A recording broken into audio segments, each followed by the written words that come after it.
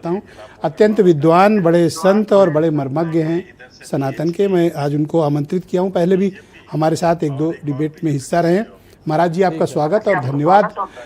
ये घटना आपको कितनी मर्माहत करती है और अब तक स्पष्टता न होना संपूर्ण सनातन समाज में मैं देख रहा हूँ, लोग लज्जित महसूस कर रहे हैं। भैया ब्रजेश, आपके चैनल और आपके माध्यम से जहां तक हमारी बात जाती है, आप सभी को मैं पहले तो जितने साधु संत बैठे हैं सबको प्रणाम करता हूं। लेकिन बात सीधी है कि ये बताएं कि जब जिनको हमने रक्षक बना के रखा है, अगर वही भक्षक बन गए तो क्या करेंगे हम? हमने जिनको अपना दायित्व तो दिया है, अब चिंतन का विषय भैया ब्रजेश ये आता है कि जिनको हमने ये सारा दायित्व तो संभालने के लिए दिया है, अगर उन्हीं में से, अब कहते नहीं कि अगर चोर ही चोरी करने पर उतर आए तो फिर चौकीदार कौन बनेगा? ये तो निश्चित रूपेण हो गया है कि वहां पे चोरी हुई है। अब ये बात भी तय हो गया है कि चोरी ठीक ठाक हुई है। अब ये भी तय हो गया है और ये भी आप जानते हैं कि सरकार चाहे तो 15 मिनट में, अभी आप बता ही रहे थे, सब कुछ हो सकता है।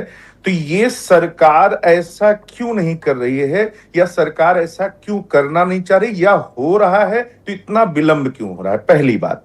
दूसरी बात, ये कार्य हुआ है तो ऐसा तो नहीं है कि उनको पता नहीं जिन्होंने किया है।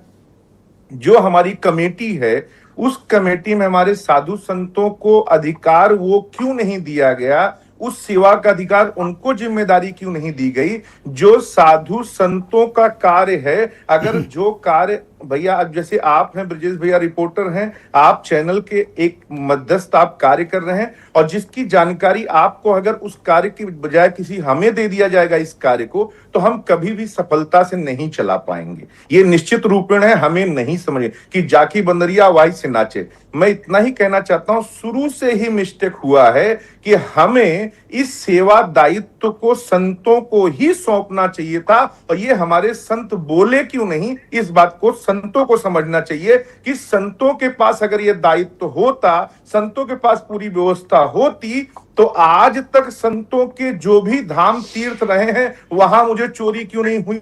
आज तक जहां पे संत रहे वहां पे चोरी क्यों नहीं हुई? जहां पे सेवाएं थे वहां पे चोरी क्यों नहीं हुई है? अपितु वहां सरकार इन्वॉल्व है। जैसे बांके बिहारी मंदिर आप देखें तो वहां सरकार है बैठा हुआ, लेकिन सेवा करने वाले सेवादार हैं तो कोई चोरी नहीं, क्योंकि उनको अपराध का बोध है। उनको पता है कि 60,000 वर्षों तक मुझे कीड़ा बनना है, उनको पता है कि वो लेकिन जब कोई नया व्यक्ति जो ये चीज नहीं जानता है, शास्त्र नहीं पढ़ा है, ब्रजेश भैया, आयु वृद्धा न बल वृद्धा न धन वृद्धस्तथैवच ते सर्वे ज्ञान वृद्धस्य किंकरा शिष्य किंकरा।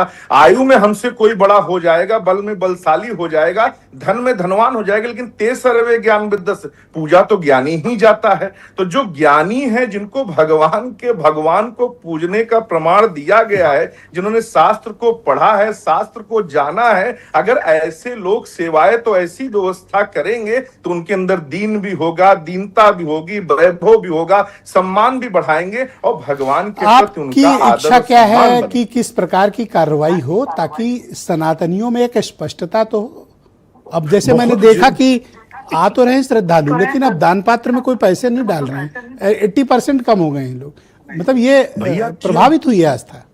भैया ब्रजेश भैया, आप ही सोच लें, आप सोच लें, हम एक कॉमन आदमी बन जाते हैं अगर हम जिस श्रद्धा से, अभी आपने कितनी सुंदर बात बोली, खेत बेच के, किसी ने अपने गहने बेच के, किसी ने राम भगवान को अपने बच्चों का ब्याह का शादी रखा तो उसे दे के, किसी ने कुछ किया, और किसी ने एक एक ईंट जोड़ के कैसे आस्था से गए थे वहां पे, कितनी निष्ठा से गए थे, और उस निष्ठा, बड़े बलिदान, त्याग और संघर्ष से बना है ये मंदिर। पता नहीं इसके ट्रस्टियों ने इतना मिसट्रस्ट क्यों किया?